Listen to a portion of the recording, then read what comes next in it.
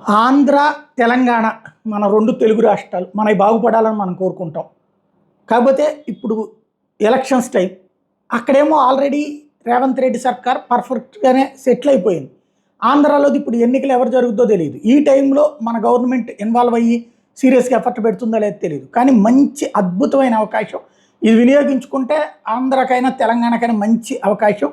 Elon Musk ఏదైతే Twitter CEO అట్లాగే ప్రత్యేకించి ఎలక్ట్రిక్ కార్లకు సంబంధించినటువంటి యజమాని ఉన్నాడో టెస్లా సంస్థ యజమాని ఇప్పుడు ఆయనకి సంబంధించినటువంటి సంస్థకి ఆల్రెడీ ఇండియాలో అనుమతించినటువంటి నేపథ్యంలో $2 నుంచి 3 బిలియన్, ఒకటి కాదు రెండు కాదు, $2 నుంచి 3 బిలియన్ పెట్టుబడి పెట్టడానికి రెడీలో ఉన్నారు.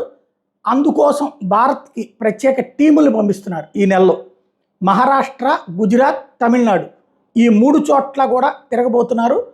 వాళ్ళు డిసైడ్ చేసుకుంటారు.